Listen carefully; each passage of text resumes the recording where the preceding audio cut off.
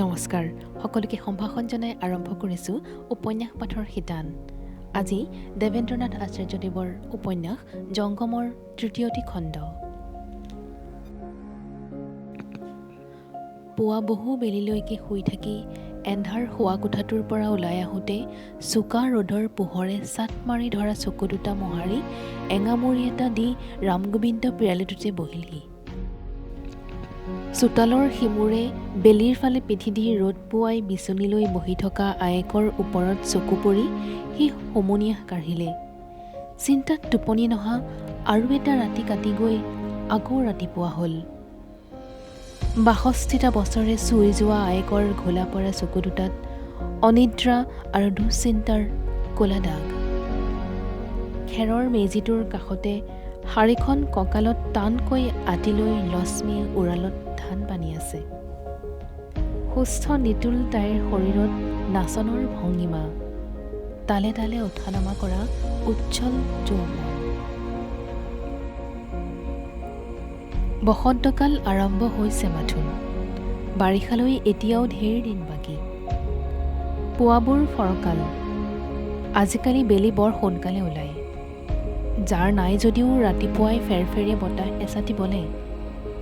খেৰৰ মেজিটোৰ কাষতে কোচমোচ খাই নোৰা পাতি শুই আছে ক'লা মেকুৰীজনী। নিৰাপদ আলস্য আৰু আৰামৰ মাজত ওপৰত ৰ'দৰ তলত খেৰৰ। এই মেকুৰীজনী সিহঁতৰ ঘৰলৈ অহা বেছিদিন হোৱা নাই যদিও ইতিমধ্যেই তাই পৰিয়ালৰ সকলোৰে লগত মিলিজুলি বেছ আপোন হৈ পৰিছে। ঘৰখনৰ কাৰো প্ৰতি তাইৰ মনত ভয় সংশয় নাই। ৰামগোবিন্দৰ ৭ বছৰীয়া ল'ৰা ধানুৱে তাইৰ নাম ৰাখিছে মিনি, চুটিকৈ মিনি। সি তাইক লগতে ভাত খুৱায়। লক্ষ্মীৰ হেজা আৰু ওজৰ আপত্তি আওকাণ কৰি ৰাতি নিজৰ ফটা কথাখনৰ এডোখৰ তাইৰ গাত দি লগতে শুৱায়ো থয়। দিনত তাইৰ লগত খেলে, অৰ্থাৎ তাইৰ ডিঙিত ৰছী এডাল বান্ধি চোতালে ঘৰে টানি আজুৰি লৈ ফুৰে। পুৱা গা ধুৱাওঁতে নদীৰ পাৰলৈ নি তাইৰ গাটো পানী ঘটি ঢালে। তিতি যোৱা নোমবোৰ কচালি কচালি পানী জোকাৰি পুৱাৰ কোমল ৰ'দত মিনি থৰ থৰকৈ কঁপে। নখেৰে মাটি আঁচুৰি ডিঙি ফুলাই গৰ গৰকৈ শব্দ কৰি ধানুক ভয় খুৱায়। এই পোহনীয়া জন্তুবোৰ বৰ সুখী, ৰামগোবিন্দই ভাবিলে। চিন্তা নাই, চৰ্চা নাই, খোৱা থকাৰো ভাৱনা নাই। দুখ দৈন্যৰ জ্বালাতন নাই, কষ্ট কৰিবৰো দৰকাৰ নাই। নকৈ সজা গুটি ধানৰ ভঁৰালটো নিগনিৰে খুন্দ খাই আছে। পৰিয়ালটোৰ বছৰেকৰ সংস্থান ধানকেইটা খাই শেষ কৰিছে। মিনি কিন্তু আৰামত শুই আছে। মুখৰ আগেদি কঁঠাল গুটিয়া নিগনিবোৰ পাৰ হৈ গ'লে তাই পিৰিক পাৰাককৈ চকু দুটা মেলি চাই আকৌ শুই থাকে।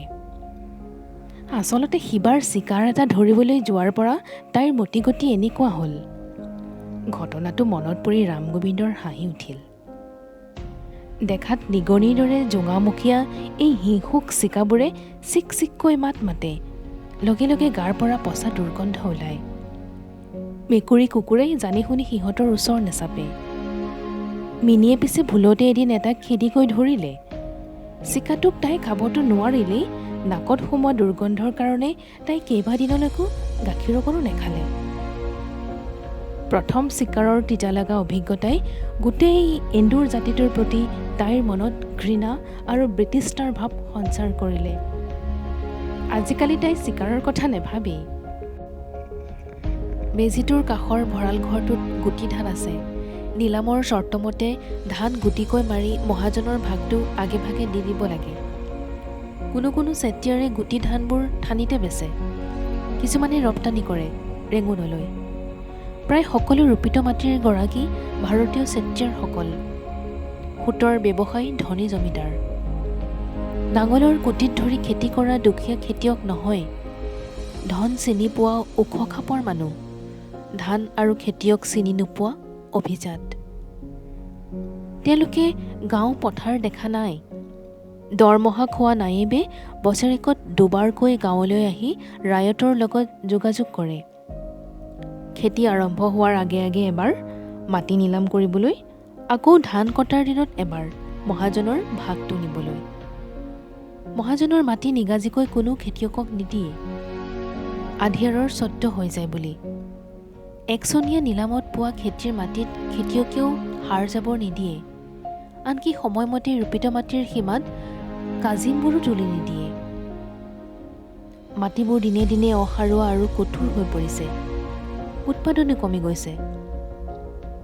দেহা মাৰি খেতি কৰিও ছমাহ এসজীয়াকৈ খাই বৰ্তি থাকিবলৈ খেতিয়কক নিজৰ ভাগৰ ধানে নোজোৰে। বহুতো খেতিয়কে খেতি বাতি এৰি দিন হাজিৰা কৰিবলৈ লৈছে, কিছুমানে দস্যুবৃত্তি অৱলম্বন কৰিছে। ভঁৰালটো টিনেৰে চোৱা আজি 2 বছৰ হ'ল। তাৰ আগেয়ে নৰাৰ ছাল আছিল, ধুমুহা বৰষুণত উৱলি গৈ উৰুকিছিল। গুটি ধানবোৰ ভঁৰালতে গজি গৈছিল।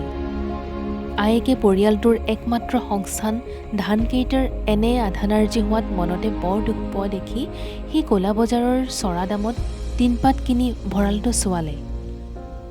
তাৰ কাৰণে নগদ পইচাত পৰিয়ালটোৰ 2 মাহৰ ভৰণ পোষণৰ জোখাই ধান বেচিব লগা হ'ল। সেই বছৰটো বৰ কষ্টত গ'ল। তেতিয়া অৱশ্যে এই যুদ্ধখন আৰম্ভ হৈছিলহে। বস্তুৰ দাম বাঢ়িছিল যদিও নাটনি হোৱা নাছিল। এতিয়া যুদ্ধই সৰ্বগ্ৰাসী মূৰ্তি ধাৰণ কৰিছে। খোৱা বস্তুৰ আকাল, ক'লা বজাৰত জুই চাই দাম। তাৰ উপৰিও মানুহৰ মনত শান্তি নোহোৱা হ'ল। কাৰ কেতিয়া কি হয় ঠিক নাই। ৰেগুনত জাপানীৰ বোমা পৰিছেই। ওচৰৰে বল্লভ দোকানীয়ে কৈছে বোলে অলপতে গোটেই ব্ৰহ্মদেশ জাপানীৰ হাতলৈ যাব। ইংৰাজ সৈন্য পিছ হুহকিছে। বাৰ্মানবোৰে জাপানীৰ লগত হাত মিলাই ইংৰাজৰ বিপক্ষে লাগিছে। সিদিনা আকৌ মিলিটাৰীক খুৱাবলৈ হাঁহ মুৰ্গী বিচাৰি অহা অফিচাৰটোৱে ক'লেহি বোলে জাপানীৰ কি সাধ্য ইংৰাজক খেদোৱাৰ। যাৰ সাম্ৰাজ্যত বেলি ডুব নাযায় এনেহেন ব্ৰিটিছ। সিহঁতৰ হেঁচাত লেৰেলা চেপেটা এমুঠি জাপানী একেবাৰে পিঠা হৈ যাব। এৰা, কাৰ কথানো শুনিবা। কিছুদিন আগৰে পৰা হাজাৰ হাজাৰ ভাৰতীয় মানুহ বোলে সাগৰেদি চিটাগং হৈ ভাৰতলৈ পলাইছে। সেইবোৰ অৱশ্যে অলপ ধতুৱা ধনী মানুহ। খিৰিক কৰিলেই নেগুৰ মুটুকাই পলায়। অ'ত ত'ত শুনি আহি ৰাম গোবিন্দই আয়েকৰ আগত কথাবোৰ কয়হি। ৬২ বছৰীয়া আয়েকে ঘোলাপৰে চকুহাল মেলি অবাক হৈ শুনি থাকে। আচলতে বুঢ়ীয়ে এইবোৰ ডাঙৰ ডাঙৰ কথা বুজি নাপায়, শুনিবলৈকো মন নকৰে। নুশুনিলে পুতেকে বেয়া পায় বুলিহে শুনাৰ ভাও ধৰি থাকে। যুদ্ধ, বোমা, খাৰ বাৰুদ আৰু হাজাৰ বিজাৰ মানুহ মৰাৰ কথাবোৰ শুনিলেও পেট উকটি আহে। ৰাম গোবিন্দই নিজেও একো নুবুজে। লক্ষ্মীয়ে দিনটো ঘৰখনৰ কাম কাজ কৰিয়েই তত নেপায়। এইবোৰ কথা শুনিবলৈ সময় ক'ত। থানো দিনটো মিনিৰ লগত খেলাতেই ব্যস্ত। সিহঁত দুটাই এইবোৰত ডলাকুলাৰ বাজ। তিতাকেহা অভিজ্ঞতাই সিহঁতৰ প্ৰাণ শক্তিক পংগু কৰি পেলোৱা নাই। দায়িত্ব আৰু ভয় সংশয়বিহীন জীৱনটো সিহঁতৰ কাৰণে ৰসাল, ৰঙীন।